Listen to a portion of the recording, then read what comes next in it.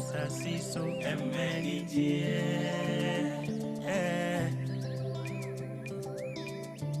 Adwuma yesimini akati enti usumu ansumyo aguna ebe ma wanya akati apa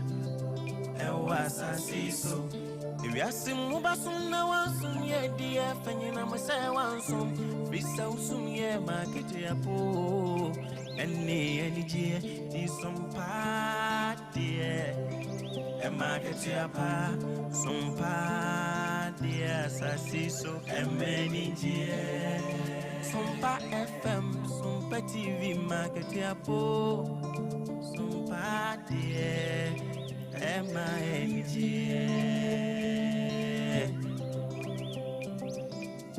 Teaching wafidi ene to Sompa FM and TV, nebema wenijie, eni aketi yapa, nebema wenijio, sabra boy mo dajini. Be natural, so no dear when ya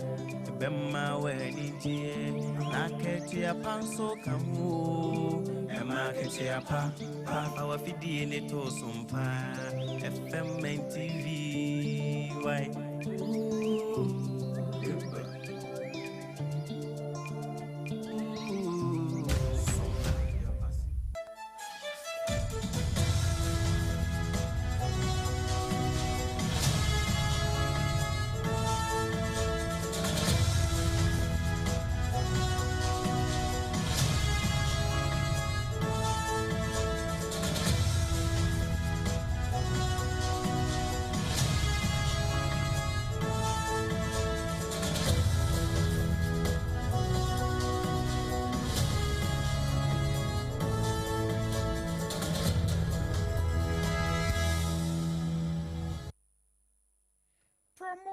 So, my Ghana, the Shema Munina Mwaha.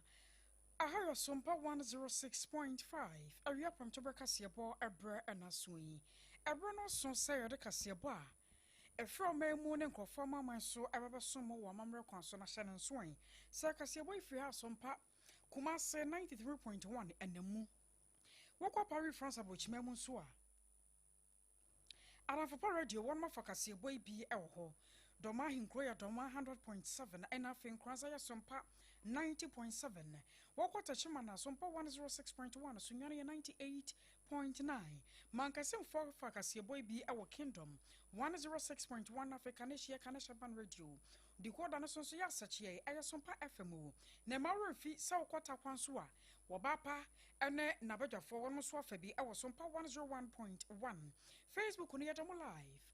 I know your Sompa 106.5 Accra, Sompa 106.5 Accra, and a fee YouTube no sa. Now www.sompaonline.com. A 1 minute dance 7 o'clock a chagu benyabi not working kind Shannon swing. Send you Makobi Adaroma and a 1 matom asuyasini. Perfect baby diapers in ye. I wish you one more attire, Chicasa natural mineral water, and of the end point homeopathy clinic had your special foods. Yadamunina more said and some more draw your debramo your braino, Nini animono, ebini say. Arawo samua e free konongo eba ene se akwanhia bi asi ama ye kasa nipa be ye dunu mu de yesuro se wo mu nyina ahwere wo nkwa afoforo nso eprepradie bebre no a Ghana need a share ya free mu e South Africa mine mu no ababada dwase na mu na fedi empanyfo yadom abedro mai National Identification Authority wo mu de nkrata aba ya wo mu echire mu se aban aye biometric verification bi mandatory say obi biara owo Ghana card a esese wo kɔ no wo verify e won hyehye foforo na wo maye no ase no we eye wo pe wo mpe wo ese wo ye mu nsem ye debremu Yero Mahama Ayoriga enso akasa etrose Asante Achem North Mrashabadwani a ene wakodi sanseme wo bi manso wo manfo no kase ni seat no yensanso nto so ababiem ni ade ne se kase ye ne nani kyene ya anya de bebo Mrashabadwam Gan East Mensin Assembly no wo mabo amane se omanfo etete ewo empotam ahodo eho no nsuo to a eyiri no wo mo ama wo mo abesi enedai awieye se wo mantu a adan ni nyina wo mbedwiri Sanso Ghana Education Service adia basa wo mo twesika botene bi dia to ho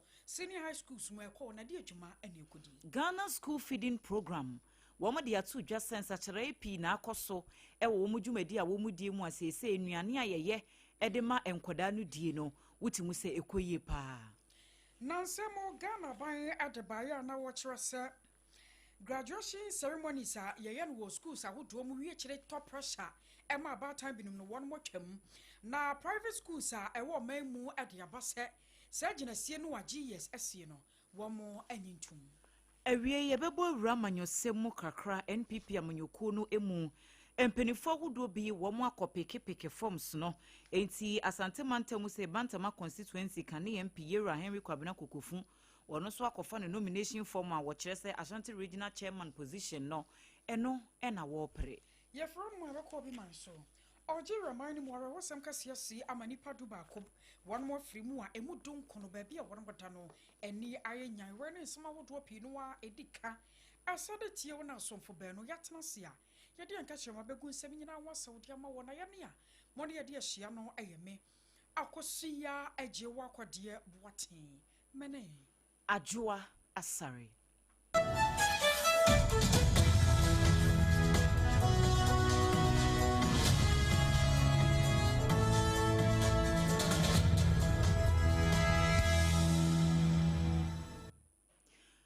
Abusua afei yanje breka se bono nkyeremu ankasa ni arekosam na yede ehyaseɛ sɛ enipa dunum de esesi ababi a wɔn da no ano ɔden ya yesuro sɛ ebi akora no sankrofo nyina wɔn ato nanom wɔn sie do ɛwɔ akwanhyia esi ye ɛyɛ akwanhyia hodoɔ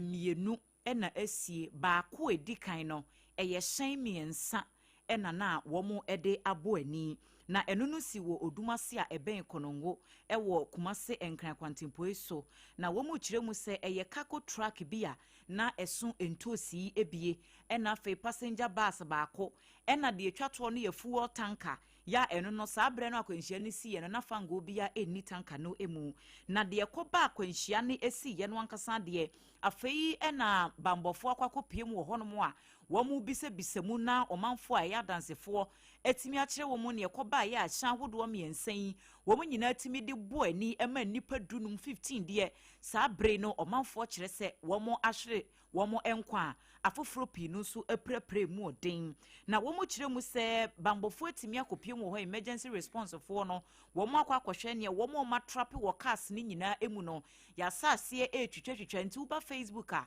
SOMPA 106.5 FM Accra oba emfonyini bi ne yɛde agu hɔ no ɛnya asɛm kuma o sɛde yɛhyɛn na sifa ayɛ no deɛ twitwa na ɛsɛ sɛ yɛtwitwatwitwa bi sɛde yɛbɛyɛ wɔn makɔka mu no yɛbɛtumi ayi wɔn na akyire koraa ɛne akyire mu sɛ baako nso esi wɔ dadeɛ so yɛ no so bɛn konongo hɔ anakyesa no pɛ deɛ ɛnkra kumase kwantempɔ no nea ɛkɔ soɔ ɛwɔ hɔ ɛno no adansifoɔ bi a no wɔn ani tua deɛ si yɛ no emu no wɔn ne ama ne boni ba wa beidu edi nkɔmɔ no fi kumase na ba ba sia kon ta tanka di no wo ye overtake ya fa tanka no be sia back wo back so ja wo ye wie ni di ba ne so ye de o di go no di go di ka ta front wa e bo into sikari di atasfo so di nipa 15 ni wa ni yi o mo prepare so di ni e di o mo ko fa drop to one o na nka se nkwala ni do so timi kan to nkwala ni nyina kan e ye fu se back ne food ba ko ba bu so me sound the bia prank lan to abe di mo wei aye dansini ba ko na ni tua kwanhie esi ye no emu ɛna wɔne ama ne boni ba wa beidu edi nkomo nti wotie ne nhyiamu no di a na kyerɛ overtaking bi ɛkɔ so ya ɛno ne nam so ɛma saa ahyɛn miensa no wo mu edimi ɛkɔbɔ ani a ɛnɛ yɛ kasa nipa dunum 15 die yesuro sɛ wo mu nyina hwere wo mu nkwa afoforo pinsu aprapra yɛde yani edi nsɛm no akyi bambɔfo kopie mu na update foforo bi aba yɛde ho amanebɔ ɛbɛbrɛ mu Abusiama na boya yansa ka kyerɛsa Ghana ni de hyɛ ya wotu batako obi man so South Africa sɛ wɔkɔ no wakɔyɛ adwuma na dankɔ ama bi wɔnya sika wɔtwenani ade ababa behwɛ fie Bashiru Ishak yakasai South Africa man no ɛnano June bosom de to so aduasa wɔn yɛ ɔyɛ kyerɛ wie kyerɛ ɛto ne tuo ɛma branche ne firi mu ya no sebe na mu no ababa pie mu ɛwɔ man Ghana emu na wɔn na so yɛ a wɔn mo ɛhwɛ manfra dwumadi so no wɔn ɛna ɛbɔ saa amaniye yi ɛkyerɛ sɛ Ishak ahyase no kra no nante ye bia won mo se kaka every South Africa man mu no na won mo se wonya Ghana ni ane adeade na won mo hwehwe mu no ene man ko pie se Ghana moja kan ena afri mu no wo ye Ghana de hye konkron ya wonya mfinsha no aduanan na oyobi a wawade ye na owo mamu no miensa won ne yere ne ma na tie ene se wakwakọ firi mu ya ewo bi man so menne arewosam aka abusua anam so nti abra mu no babedru ye no abusua etwere se wo ma kwan ema wo mo ene Ghana anemsi fo mo South Africa man mu no etumi di nkomo ma won mo hwamu no hwese ampa eye wo mo de hye no na ansa na wo mo bo anan ade akọ 37 military hospital ya ho so wo mo kwakoto so ade afiri ho na abusua no kyerɛ se ne namu no anasa ni wo no akọ ye hyew saa ne nti no wo mbehia se wo mbetumi aye autopsy ede afa ho na tumi aboa wo mo ankasa ama won mu tirimu ne won madwene mu nyina ye won mo fan sansa wo hwa mu no a akora bo ye keka no enya ba ko na enyem yenu wo mo boni tuo no mpre bebrenti akeka ka ne body ne baabia ama ne body ne kora aya sei enti ne nwa akwa nya sa busua ne sigina ya ano den na ebetumi aboa wo mo na busua ya mo de yachi wo Facebook no so no ayo SOMPA 106.5 Accra SOMPA 106.5 Accra emu no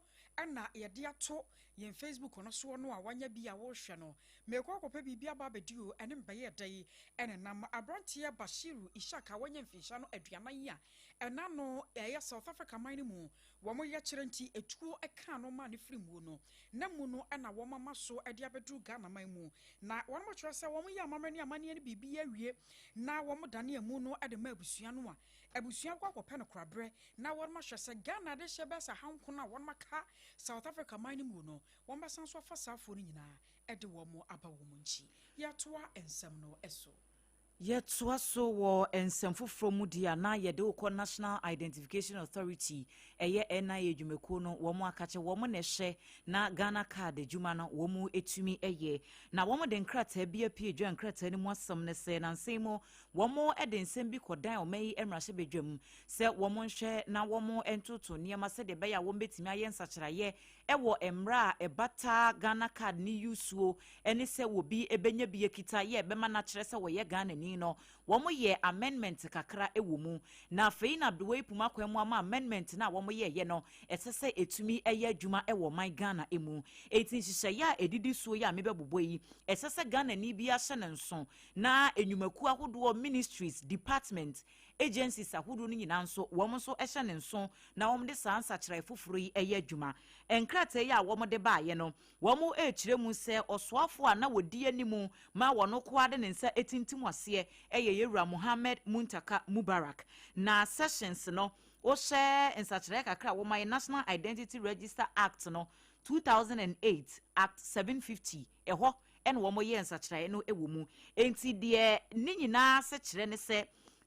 wo be kita Ghana card na wo kọ akwakodi dwuma bi a institution no wo be hia sa Ghana card no enko ade a wo mo pese wo mo manfo nyina so te se enkrofo bi kura wo Ghana ha sebe wo monya Ghana fo nso wo matimi anya Ghana card ni bi yusu ye de sa Ghana card kuro ya ebokro no ewo internet so ene ade a kane no se bia wo kọ baabi na wo details a ewo ho no ye pese ye hu se wo ye Ghana ni ampa ye se fa wo Ghana card bra ye je krata no ne ahwe wudin ne ahwe wo ID number no na ya verify yes you esumesi ana wo benten wo ye Ghana ni Womo se de de be ya bambo ho asem ne betimi agina yie na ano be ye dinti no womo kọ abro se ye check card no physically card na okita ne keke no womo kọ beyond sa inspection no na womo check biometric verification enti no kan se foforo na womo de aba ne ho enti womo se sa institution bi a womo use biometric process no womo hye se womo ene NIA for ebedi nsanso se de be ya be integrate wo system no e de ama de NIA for de no nso no wo mo wo etis wo bi ba hokra hu hia se wo beje Ghana card no physically keke wo gi a wo betimi a verify se ampampa biometrically nipa no wa register ya Ghana card no eye ne de a enye forgery ana se wakobo ne tipo ni obi ne wagie ya wo de eye adwuma nyeto so mienu first no se wo kwa akoye ebia transaction bi ana okwa kodi dwumaso no bi a wo mutimi ema wo photocopy Ghana card no paper ye beye photocopy na wo de no aba na wo wi a wo de original card no ekofie wo mo se a photocopies ne eye illegal enti ye ntumi photocopy Ghana card biam ewo ba bia agye se wo be photocopy a emra ama wo ho kwan sa institution kro no emra ma ho kwan se esese wo mo ye sa photocopy no ewo honom afei so wo mo ka kire ministries enyumakuo departments atena yahodo agencies ene wo mo mkeka ho nyina se sanhwehwe ya wo mo de abai wo mu ndi so se de be ye betimi aboa se e bia wo nte bibia se na wo penchiremu bia uko www.nia.gov.gh ana wo send email ko idverification@nia.gov.gh uko honomo a eno so information ya wo hia bia no wonsa ebetumi aka enkrata ye ba yeyi panyina woda mansan kita hudi ano Williams Ampoma Emmanuel Dallas wono ena nensa ehyasie na basa abosome mienu antam enie woko mrashe bedwafia awade se asante achem north mrashe bedwani wonu monyafo kwame wo hene frempon wapanyipa no wontumi mamepie mu ewo mrashe bedwafie emama ye na dwuma emfama na de hye ni nyina no akwakwogena se wakwakwodin sansame ewo bi manso Amsterdam ama wonmo akere no a wosusuo se womo motena ba fontentafidie so na womo bumanfo faso no panyipa ni hu ebo mu bi na asamne ba ya ba sabosumi mienu ntam ne ya wo kere no sa no bepem nei na konya no adampan mrashe bedwafie entiama mpuntuo ya bona de hye womo asante achem north pa anam sokora ma nipa bi ma hyase susu bribi se adanti na koba ne sem mrashe bedwani bi wo ma mrashe bedwafie ada wo mu declare na konya no vacant me yato so aba na wapanyipa yi bosumi mienu nie wo ma mrashe bedwafie no no de ne de yentimi nto so aba ma ne nye ye nye nipa obekwa kwose na namu ewo mpeso no so na ene majority leader yo wo ma Ghana mrashe bedwafie won monyamfo mahama ayarege susu bribi wase wo hwe mrashe bedwafie wo mo wo mra ya wo mo so de ye adwuma na wo mo mra ne bi ayese sakoba no so obi ya mrashe bedwani na ye kire no sa aposifo na akire no o anasa court na bibia mu so gina mra no na mra ani ne dia na konya no enam se wonia no won firi ne pem na akwakwo gina mra no nti no aya na konya no ye ntimi fa nto sa konya no dampan enti ye nto so aba ko se court beka na se mawie no aya na won mo hwe nioma ba ko mienu bi ansana akonya no won besusu gina ya won masi enti won mo de toto obi a won mamra so bedwafie ho se na konya no ye beto so aba no wasonsonsone akase no adam ti Ghanafo ye nya hwe ye wo ho nti se ye kase opanyi no ena na se kina na konya no ye declare vacant anya de a ebebo asante achem north adehye sei ena opanyi cheche ni semu. The practice of the House has always been that if the person is absent due to circumstances beyond the control of that person, we wait, such as the person is arrested and incarcerated and is being prosecuted. We tend to, in the past, wait for the outcome of the prosecution because the person is not deliberately absent. The person is absent because he has been apprehended elsewhere and is being detained against his will. Even if he wanted to come to Parliament, he will not be able to come to Parliament. And so you cannot, declare the seat vacant because the person is absent for a certain number of days.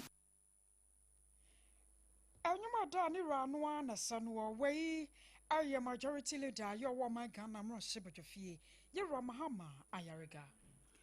ye toa premtobre kase bono eso ewon nsem mu Ga East Mensin Assembly no womo ede ato dwase nyame ya domo a womo ba bedi dwumaso no bi nti omanfo etete Ga East empotem hanom ya adome nyina eka ho se wote ba bia ensuo to a eyiri fa de frɛ ho waterlogged areas no se wote ba bia etesa womo se hye na boabo ne omano sanse me yahudo bi a womo amake a womo ba ye demolition ewo ho enti ene ya wodai ene da etwato a womo ede ma womanfo nyina se wo a ya bo kokko se wote ba bia ensuo to eyiri fa tu ya woda so ete ho no ene da ekɔ na wieye na sade eche na wodan no yedwuregu a ma obi ama mesungu assembly no so se wo mu di wo mani sanse wo madi kan abo wo kokko dada na ensemi nyina beto dwa enra wabra Minister for Local Government chieftaincy and afe religious affairs aye atenaya wo mo na hwe kronkuma empuntu ahensie and afe osoma hodo wo mo dwumade so yewura Ahmed Ibrahim wone Ga East Mensi Assembly mpanifo ehia ye ema wo mo ne di nkomo chereche niemani so de kire ne se nanu ye a ensuo betoye beyiri fa enkran hayi Mensi no mu nko ano nipa beye du baako ena ensuo no twe wo mo koye ma wo mo hwere wo mo nkwa enti na esasa assembly mpanifo nso timi tu na monwa ebetimi aboa se de beye ensuo ne to se den kura edi animu a enya de se wo mbehunu sa rekosam no a ena no juada bi etwa mu yehunu ye ewo enkramantam hasei environmental health officer Yodaga East Municipal Assembly nano eye engineer Charles Asabere na wode ato omanfo nanimu se enne yawo ya yekasa yi bosumi ni de toso edunsia enne last day ya womode masa nkrofo no nyina ade ache na wo mutu anamo bi etisa ma obia emfa sobo emmo won. We have taken a lot of steps to be able to avert the flooding that we experienced recently. As an assembly, we have embarked on desilting. We've done some dredgings in the major streams within the municipality. We have also cleared our culverts to allow the water flow. We have also done a lot of evacuation of waste. More importantly is the recent cleanup that we did, which was massively participated by the whole municipality. So we have taken a lot of steps, and we know that with these steps, there are still a lot that we are going to do. We have not just stopped it, but we are going to continue. But there is a particular area that there are a lot of squatters, a drain that is choked. So as part of the efforts to ensure that we don't experience this flooding the next time. Penyini ya yete nken ono na ye environmental health officer ewo Ga East Municipal Assembly atnaye ho engineer Charles Asabere.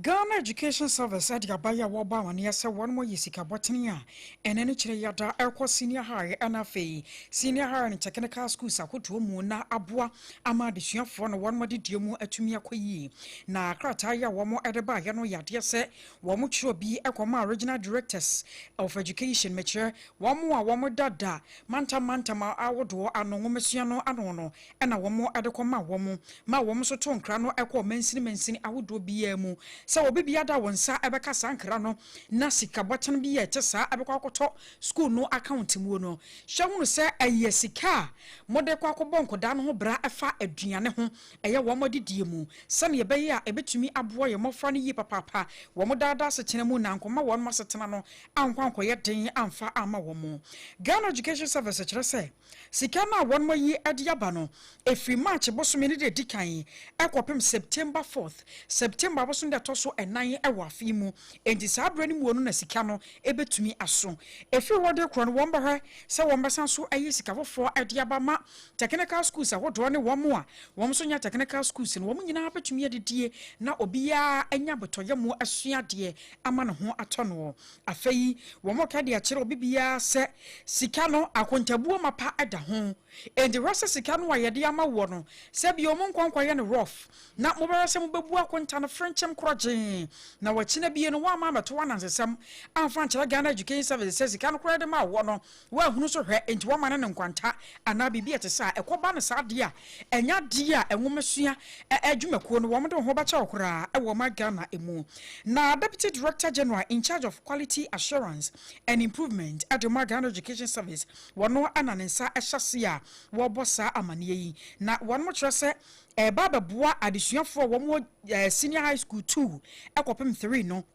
sane yebaya won modidie mu no enkoda no ebetumi aboa wo mu yie papapa wo mu sia chie obibia da pii na won mo srese ye wo mesua ye hwe ne yie na dan kwama bi yenya so mfaso ewo mayi mu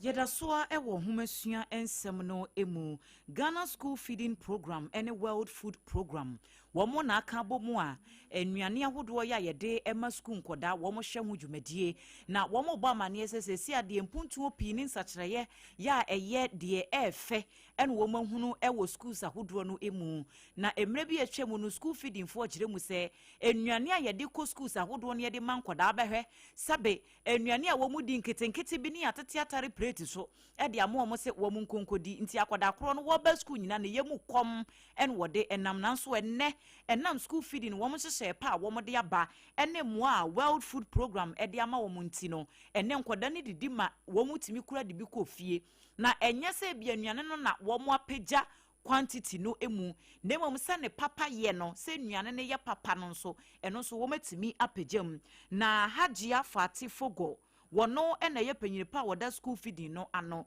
wone ne manfo ne mpanimfo ahodo bi bo anamon eko schools ahodo no mu kohwe se de program no esifa AKOSUA adwumadie no ase ena wode sansemi etuja. I'm so happy and I'm glad we made it here today with the development partners. You always have joy in seeing whatever you've been supported with come to fruition. I think some few months back, we met and we launched the School Connect. I did say that we are going to ensure that it is put to the maximum use. Our visit to this school today have proven that it is actually the way to go. It has made the data collection much easier. And it is our hope that in seeing this with our development partners, it will encourage them to do more. That is to extend it to other schools who are not currently using the tablet to gather data for Ghana school feeding. So I must say, so far, so good. You all tasted the meal and you saw how yummy the food was. We've always said the quantity is the issue, but we all understand why the quantity is like that. But in terms of quality of the food, I think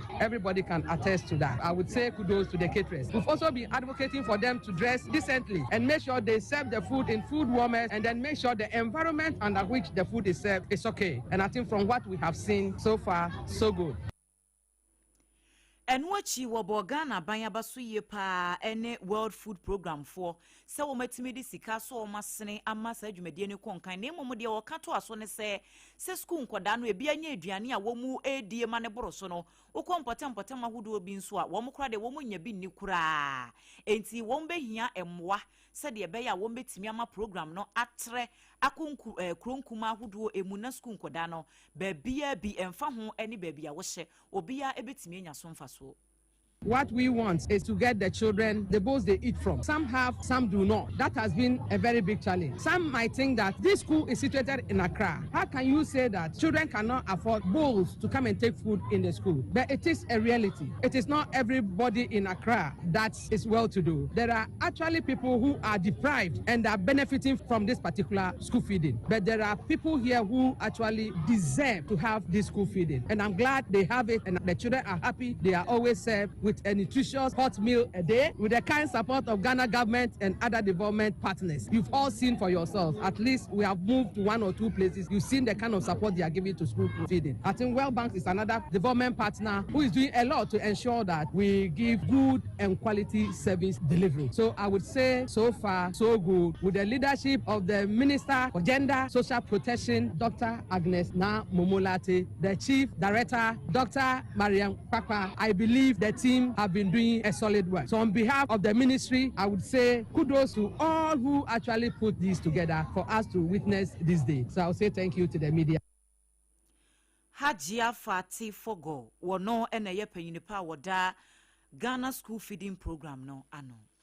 Now, Santamo Ghana Education Service Adabatu Jayana one more airborne yasa a show bobbing in schools a hood more and yadia womba tanasia and shahai amano aje and samoni no yasa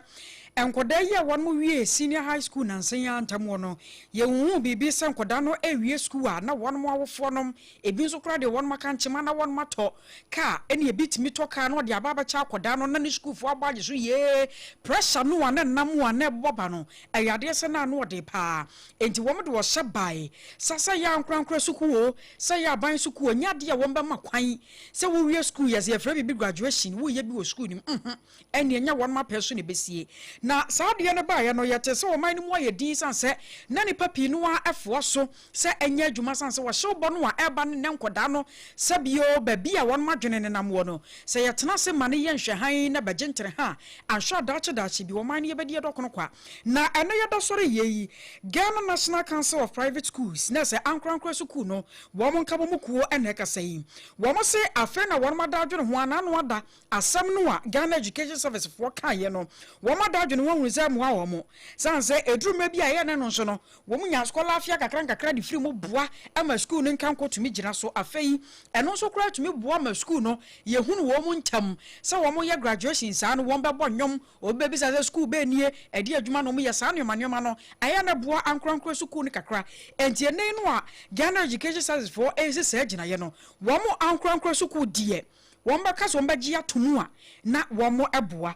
na ora Enoch Jetwia Wano ana opanyipai wakasa ye edema eye Ghana National Council of Private Schools waye National Executive Director ebra won nsɛmtwerɛ for ekasa no na nsɛm a ɔde to dwabi. The Ghana Education Service, as we speak now, is not administrative body that regulates the entire education in Ghana. We are talking about the Pre-Tertiary Education Act at 1049, which has established statutory organizations that has mandate to practice or give direct, and as an administrative body, you don't extend your mandate to areas where you don't have jurisdiction to control. And so when we saw that communique, we were quick to respond to that. And so we have shared our response to the ministry, and from 3rd July up to date, we have not received any counter or further clarification from the ministry. So as we speak now, private schools are ongoing, celebrating their graduation ceremonies in a harmonious environment and with accordance with directives issued by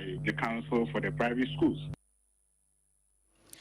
Anyuma Dani Ranwana Sanwa, National Executive Director of the Ghana National Council of Private Schools, Ora Enoch, Jetuanen Samoa Yatiano, Ebi Ena Yokoti. SOMPA 106.5 FM Accra so eni pranto brekase bono ena yeda so aye kinkan edema ye ko ensefufuru mu ebre bi a etwemu no na adwumakuo bi a yefrɛ wo Next Gen Infraco Limited for wo mo license a yede ma wo se wo mo operate na wo mo nko an adwumakuo a Ghana aban ama wo mo tumi ene emra se wo mo provide 5G infrastructure ni doso puomu ya ebetimi aboa mankitahudie etimi akoso ewo man Ghana emu na yeda sore ya enkrata bi free National Communications Authority NCA for ho aba ya womu eyi ebi free saa enhyehyɛ no emu asese saa company ya maboni din enye no nkoa ene betimi provide saa wholesale services no ni enti a NCA for se saa gina yesie yi aba ene se ebetimi aboa ama ada companies ananyumaku ahodo nso no womo de aba beto so se nanse mu ntem yesi an na contract bi ba ya na yejai na abanya so se contract no e de ama adwumaku ba ko bi womo mpese saa de ne bekoso womo hia se competition bekoso na ne me de aba obi nso de ne de aba no ye nyina ya bebede de wo se fata no na ye de contract na ama no na womo gidi se womo tu saa na mo we no a ebetimi aboa ama market na ya tremu na womo nso a no womo nigidie ewo aban mu se womo de womo sika be hye enkitahudie mu wo Ghana ha enya de a won benya so mfaso no aban ne pese wo ka kire saa investors ne se saa bredie anamon anagina ya won pese wo musie no won betimi asise se market no ya biem enti obi a emfa ne de emra meto so na wo mo kire mu se ansa na won besi saa gina ye March bosom ne da na etoso mienu ewo afiye mu no wo mo kire saa proposal amendment nkrata no e de koma adwumakuo Next Gen Infraco Limited no na nkrata ne koye no womo eye se won befre enhyiemu enti March ne da etoso edun wotwe na kyese na wotwe mienu entam e wo mu free meeting no en wo mu kyerem se da bi ehu behia se won besan frɛ nhyiamudie foforo biem se de beya ntiase betimi aye adwuma se de aban ne pese wo ye nie na adwumakuo Next Gen fo ne nkogina ba bi nkase aban a mo wo mamane ansa na wo mu de saa enhyehyɛ foforo we eba enti wo mo sign frɛ governing board no ema wo mu behia e me ni de toso aduonu nwɔtwe ewo afiye mu enti saa nhyiamudie no ase no na aban kyerɛ na di suade hunu ne ne no wo pese wo ye NCA fo so de wo mo de yeto so ema wo mu nyina adwene kɔ benkro mu sɛ okay de aban ne pese wo ye nie anya bi kra na license na ye de amo mo sɛ wo mu operate no eye fa kuma bi ne ya wai e de afiri ho enye sɛ ademu ni nyina na yeto atwene enti we de enya de kra ebe ha adwene enti enkrata yi wo mo pese wo mo eda mpanifo eda adwumakuo no ase se eba ye no wo matimi ene wo mo atenase na wo bia enya mene asepo bia emma wo bi enti wei ene enkrata a free National Communications Authority adwumakuo no ho ya wo mo bom amane a yenso yade ne atwire ede amatiefo yi Abusia to ensam no so na ya konsam foforo mu a NPP amanyoko ni mu ana yewura yi ana no memenda ye twam wona amanyoko no kokoto aba e wo mpeso ahodo a na won mu yiyi empanyefo mbetumi adi amanyoko no anim e wo sam peso no so ko wi akire bantema abato mpeso so adanse asokwa ana afija secretary east die e wono na akoyese de wo mu gina boxing ring mu no chese ntokwa ye hwebi no masom na bi mo teteto na bi mapampam ye bobo ho ntokuro chese na nuoma na no wode power videos awodo ya epiepie monten so no a ne drum ma bia na ani enyan na eno aka ho bi ama amanyoko no de aba etro se enam sesa abato mpeso amiensa we won mo ani hihye so na ebi krampo no ma na asem na akokopie court ye de injunction ato na so wo bubu ni nyina to gu ye kwoto aba nti no embeso amiensa no nyade a wo ma ba na wo mo toye no wo mo ebeji atum afei Ashanti Regional Steering Committee abejeku a wo mo hweda ne nioma ewa amanyoko no toto nioma ewa amanyoko mu eya Asante mantemu de no wo ma sama wo mo se wo mo National Steering Committee for anim nyame yadomu a ebenada ye di animu yi na wo ma kirekire mu de enti a wo mo ma kwan e ma sampesua no entokwa ete se etumi kwoso na wo mo wie so a Asante Achim Central abato mpesua so bia ya entokwa ne siye no ena mia ya wodo bi ya entokwa nketenkete bi yi ni ti no so no wo ma tonsa de afre wo mo National Council se won so wo mo mramaje futuo ni akwankyere ne mmoa ema wo no sa shaba no foforo a enkonkofa entokwa bia emfa mabiem na Deputy General Secretary Adema NPP amanyoko no Oro Haruna Mohammed wono na asemi o chechi mu mae. If there is any court summon which has been appropriately served by a competent court of jurisdiction, members of the Elections Committee as well as the Electoral Commission should not proceed to conduct elections in those particular areas. So we also had a steering committee meeting before the elections where the steering committee had also written to some constituencies to put on hold the conduct of elections because of certain disputes that had come before the party. So some of these constituencies proceeded to have these constituencies based on these two issues that I have mentioned. So the steering committee in their review decided to annul these three constituencies and referred Asante Akim 1 to the Elections Committee of National Council as well as that of Probo, Ningo Prampram, Etumon Penua, Obuasi West and the other 23 constituencies. I was sure not just I don't know why I NPP amanyoko no Deputy General Secretary Oro Haruna Mohammed. Yedasua ejina NPP amanyoko no emu kane mrase bedwania na wojina mu omanfo e wo bantama abato mpeswa so no munyamfo Henry Kwabena Kokofun yenya no ntie se enne wakopeki ne nomination form ya wono no wokwa contest Ashanti Regional Chairman Dwemtreni di bre no ema NPP amanyoko no na wo mu kirem se wo mu abie nominations nyame yadoma wo kina fie yi ena wo mde dwumadie ni nyina ebeba wieye na campaign coordinator Kofi Agyeyi wono ena edi anim dodo no abɔ ne mrane frɛ no away bus se baby amanyoko NPP adru no wo mo hia wo bia wo betimi anya kukuduro na wo won hyehye pa ne adwenpa ema amanyoko NPP a wo betimi abedane niema ni na ntokwa nketenkete ne menteme ho ase enne omanfo dodo no akora kyesa amanyoko NPP ayatan sabe enya akonokora no obi akwa akwadwan bi no se wo mo pese 2028 no wo mutimi wini abato no na wo mo ebeji akonwa ne free NDC fo nsam dia esese wo mutimi siesie wo ntem no wo mankabom eye adwuma ewa amanyoko NPP mu eno so de wo mo gie di paase yewu Kwabena Kokofun wono ene betimi ayesa adwuma no na enye wono nko ne kopeke ne nominations Hajia Zenabu Salo wono Ashanti Regional Treasurer dwumadie no anase di bre no wakọ we ni de etoso miensa wo san eko wono so kofa ni nominations se we no de wokwa akogina no mato ne so abase second vice chairman ana chairperson ewo saa di bre no emu na Hajia ekopeke ne forms wieye no wone nsantwofo di nkomo ani ama ne boni Kwame Redu ensu ejina ho. Ashanti Regional second vice chairperson. My Bayer Regional Treasurer for 12 years. It started in 2014. SMBI. This is the third time. My about 3 times Ashanti Regional Treasurer. But this time, I'm moving from the treasurer to second vice chairperson. So this time, we call regional second vice chairperson. The reason is at least Kasamne de my Edumano, I'm a Ubia Timase. Because so Baba Ashanti, my Sika MPP for 3 times. And now for me being Sida, it's my Edumani be this time in opposition. The person have power. Me did say. I have the skill for operations. As Obi a mayor banker, my whole position be brave or banking in the mono. I'm a regional treasurer for 12 years now. I'm saying my operation. I'm doing this that. My dream so I was saying some boy me chairman member be competition. As money pressure be I'm coming to work as an executive. You hear power. The Kahona the party new every opposition never power. The Kahona maintain power. The Kahona is the party opposition because my battery chance. Victory air by coming 2028. I catch a delegates and the same Kahon na MPP and Samba power. The mother performs. I can say already a mark where woman eswa. Hajia Zenabu Salo wono she ni mu se wombeto abade ama no second vice chairperson Dibreno Emma NPP amanyoko no ewo Asante Mantem honom woni amani boni ba wa Alex Redu na nso wo ban woni Kwame Redu ena edi sankomo yi na coalition of elected constituency executives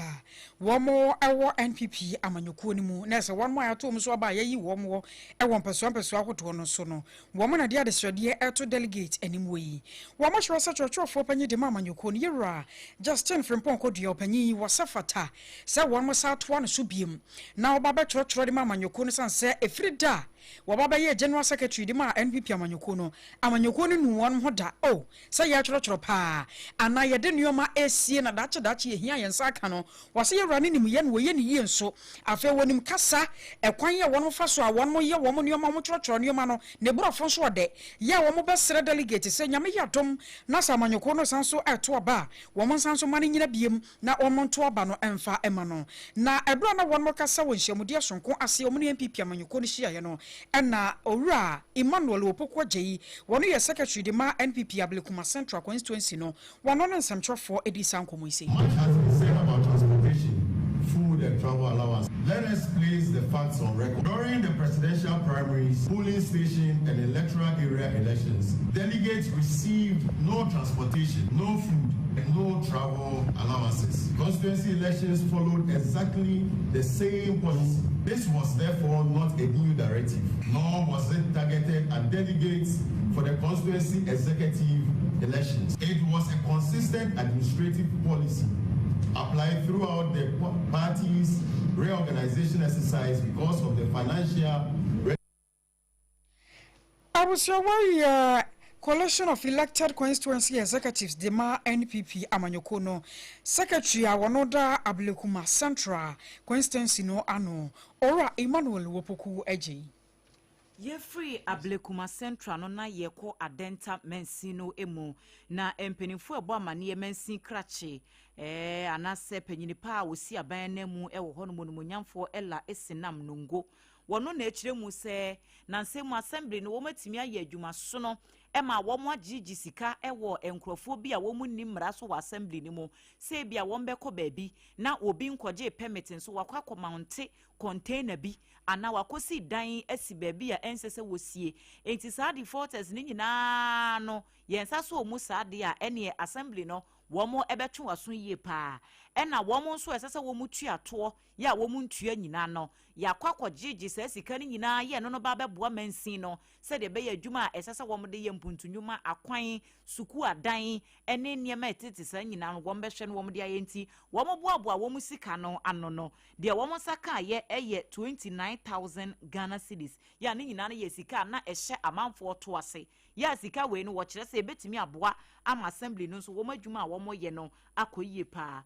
onumonyamfo ela esinam woni yamane boni nana opon chicheku enedin and now you say the entire painter problem and a roads intimacy and say as at Canada and be enter like that and be enter holders na your roads na any the issue na a great with the roads na so but so far in 29,000 we eye MC ya wogina mu ewo adenta mensin assembly no emu odmonyamfo ela esinam nongo afei yanko ensemfofro mu domi abra na yakwa kopie na temamfo ya wonmo honom enso ayo ye kire na wo ye kire wonmo ye ya na botaye ata kire nyina no ayese galamse ya nansentamo aban no ehware so ko se obeto ase no wonom de nipa bi no afra wo mani asi wonma so ya wo moda so tuo pa akan wo binti domi abakro no esei esanse edampan wo mu ni wura ya wo hwe so nti wo mokoto asere asantemawura ye wotomfo se tutu yoto so na wonkwaso se na dawro ma wo mra muwai na woma wo mu hene a obetumi aboa toto nioma awodome abrakro no musanse kro no dampan ti no ama obia man ho so a ehwonom no oba betu galamse ama kro no mu aye ntokro galamse amana se de damuanie ena obati ase akora bi ewu ade bache so bia kwakotom eno nko an ewe hosam a wonom tie enti omokoto asere ewura pa se na dawro ma wonsi hene mfama wo mo na wo ho antumi ento wo mo ya ne kromafo no ebi edi nkomo na youth leader Ayora Desmond Jamfi wano anane Ebenezer Wusuansa edi nkomo yi. Yeah, my politics sem ebesonye politics. And then sharp mindset you tune for ya. Ye na nanom na mo ye ya mo so. Isia ye mabunu no ye ne solitaire na nanom achi say ye me na na megwaya ahoho edie ya ha na mama mo sen. Se bi untimi nko sire nko susika ko. Mpanyinfo na mo ti kuro mu akwa mo nti kuro mu a mpanyinfo mo so mo na ye mpanyinfo a se bi mo wo mu a mo nti kuro mu a nti se o ma gyaye ngwa no e na wo mu a ti je bewura mu bia na e so. Kapanyina bibisi a se bi kuro mu a ye oba apanyina nti kuro mu a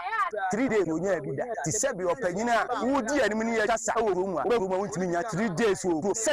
amamere na be ya be ya mu ne ti memfo ama ye hu se ye ga ye bibi ti esese ye panyina ne nyere won kanya no ho se bo de wi adalamsi a se ho ama ti memfo ntimi nko school ntimi nya ma ni nyina ye no ma se e bo man na bi ro do mi abla ye timi di bibi ma ma ko nti kwa so be fa nuaba ekodi ne so se ye be se e ro no wa abla obi awura ma wa mo mu banyi wa ma ne a mo be galamsi ne de ye mabunu se ye mpen so se bibi sa ala so a o se ke nya mpanyifo bi ene aban nyuma bi a kire se omo be development kuro nim a omo mese ye nsu se bi ti wo hu sa ko wo yi ko ma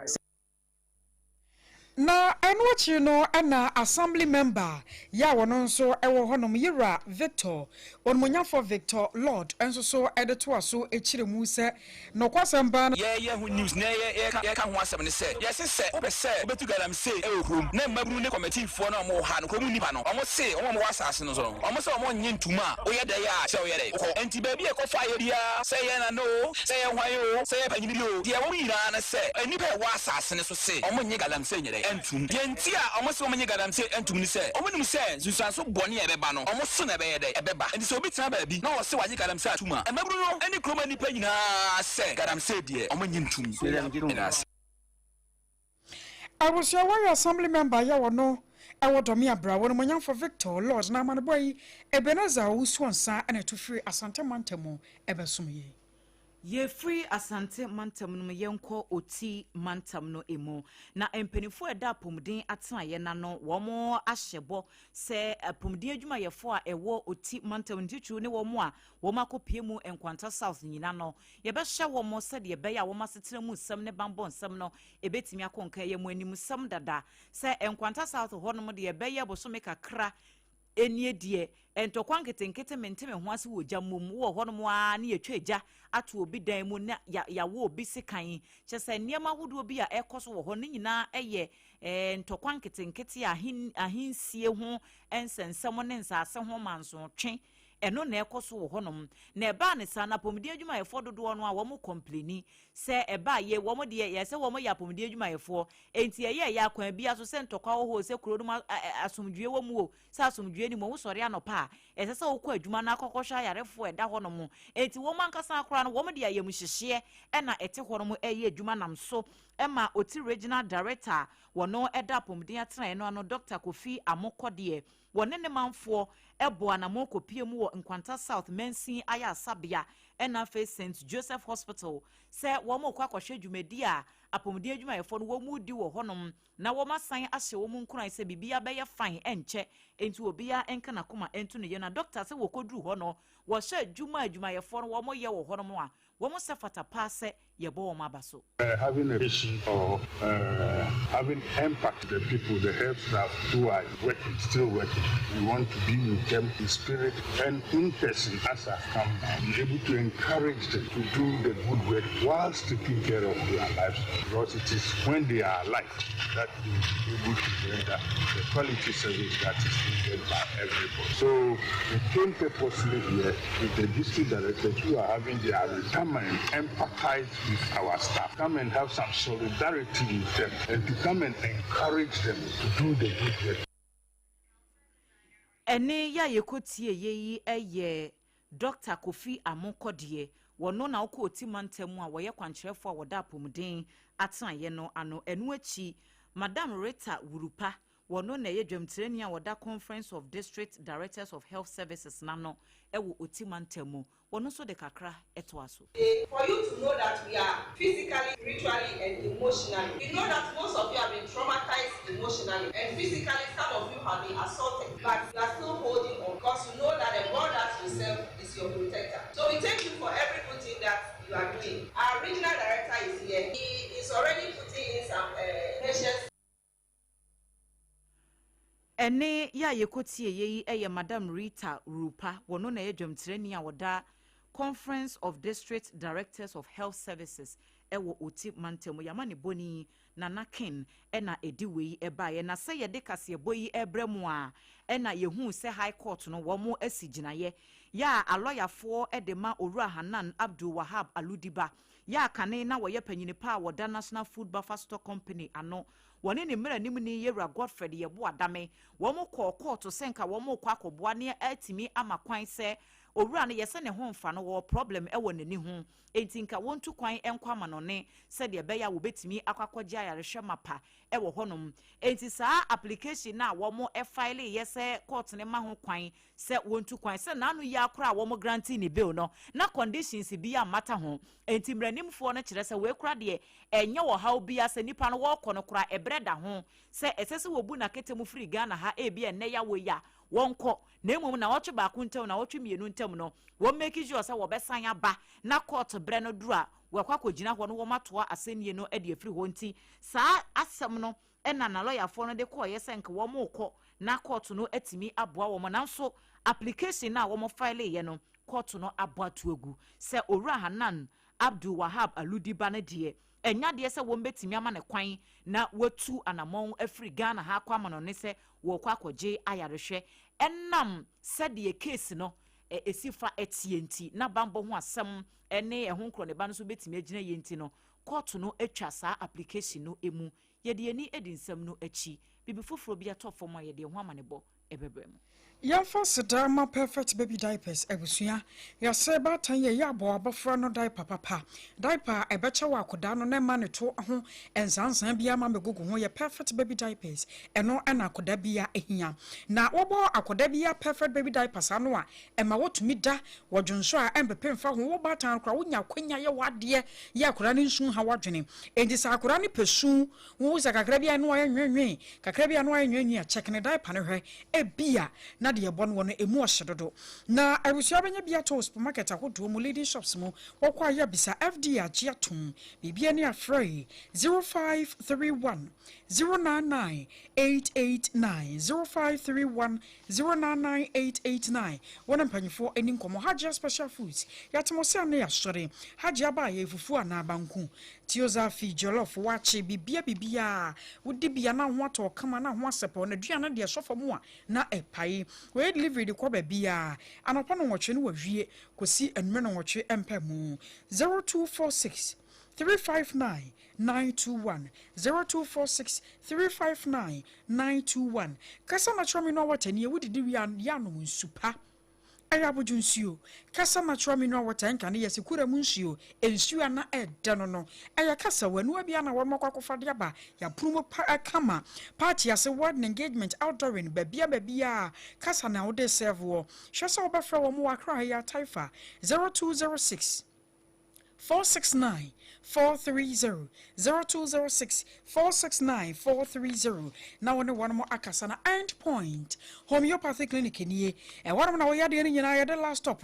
kwakosie wo se oba na bema wo pa wo pa bia wo nya bia na bema wode no emu aye mre wontumi mu adwuma sakane no afei wote nkasa wo nompem aye mre wontini ni mu osisi entumi nya adwuma wo ba bi honhono wo kidney ana wo liver ho atechema ko End Point Homeopathy Clinic nchen ana sa doctor no wabinti wonyada agenya botere hwehwe ni padua ni mu ansa no wode adro beka wo de account won power na padua yi shell signboard ya Spinters Road Accra wo ho kuma senso wo krono mabohia bibia ni afra no wan 0244 867 068 0244 867 068 ane mpanyifo eni ho enkomo weso ne yegina na yatan ye hotel yaba yabekwa amonone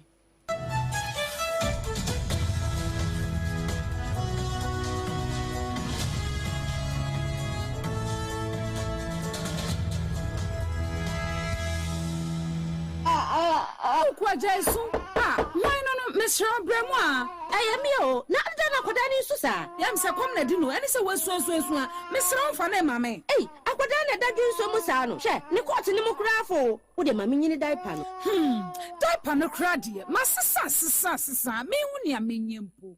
Aya diaper na. She diaper fufura abedwa so eye perfect baby diaper. Perfect baby diaper make na asemi e chinsu ankasa. Emu ya moton na ade bo akoda na ensanse bia enwu no. Perfect baby diaper make ye ne Ghana ha ye na ebua Ghana nkwada nso ankasa. Onokwa na okwa me ko perfect baby diaper si bia to sisia na akwada ne Fred 0531099889 and 0303957965 FDA agi adwade nkratoi atum. In the stillness of the morning, before the noise of the day begins, there is a sound rising, a sound of prayer, a sound of power, and a sound of victory. Yamawakwaba was Sompa First Service. I was Sompa TV, Sompa Radio. Your early morning altar of encounter. Join Bishop Albesaki Kwambo. Onyankopon di fa wastrano ewiye brim. And I'm Nensaso ama Onyankopon reya what yepi. Through this prophetic platform, destinies are aligned, burdens are lifted, and lives are transformed. We need to teach us Sompa First Service. Our home enye TV program keke. Bra osro ni asasishia. Set your alarm, tell a friend, gather your family, and let the Spirit of God reposition your life. And Mason First Service in Chawo Home Hoda, a Yadrada Kusi, if Yadanopa, Anopano Nunkusi, Anopanunsia. Fawudani na Sheradens, na Erade Baye.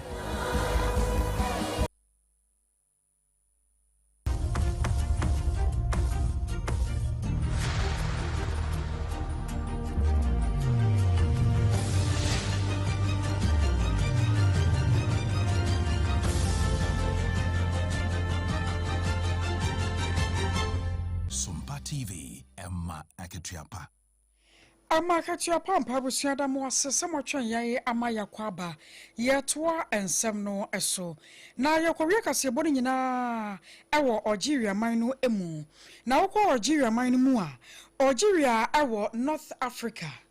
na wope country a eso pa ewo bibi man mu a Algeria eye country a eso pa afei ewiase amanse nyina wo mo ene to sudu ewiase amanse nyina wo man a wo mo eso Algeria man no ene to so du kire se oman no enipa wom awawosem o yensa ka kire se won mu kropon ba ko friend se audience na rewosem asie na won wo facility kakraka ya won mo aye adwuma afani papa piankoma won mo hwadom boa e produce nyoma hodo ho enada de ye yate se eja atom ama nipa maako du baako 11 won mo chinanano ewonsie to na 11 na won mo free mu no won mo se enkoda wom abatan no mu a won de won ma ba ho ebi wom afenso so krampo nkoda ene wom a wom so wom hia attention ye beka special needs for no sabi wom a yara kakra asafo no bi enso eka ho a wom nyina asodwrobe ene mu maako du nkono 19 enso ba bia wom da no eni enyan ya ka se Algeria man no abo wom pusasan se ekwan ye gya no kra fa so ya eto sa facility ni mu no enya de a wom ehunu ye na momo no wom de aba a kire se afei ena dum jadwumako no ahyase ya wom duedue mu ahyase anyam bi ye nipa level no ebi ba beka ho ana wom mo mafiri mu no eyedu ba ko ankasa ya guso da ya de ani edi akire ne eba bia fi mu ba bia nya de a ya ba mo maso esi wo ho weso ne ye gina na ya de awia pronto wakase abo no free Sompa 106.5 no ya de nyina da esie ya ne ya betena se a ya kenkai ensam no ede ma mo ne twafa ya fidi kase a etwa wo ma Ghana ho hye ne nyina no ayeme AKOSUA AGYEIWAA KODIE boaten mene Adwoa Asare yadamu nyina se amumu enitia adehye ye sorry die na chese Sompa delight ena etwa so ewo enkran ha na fe Sompa nkomon so akoso ewo Sompa 93.1 na eno ewo kumase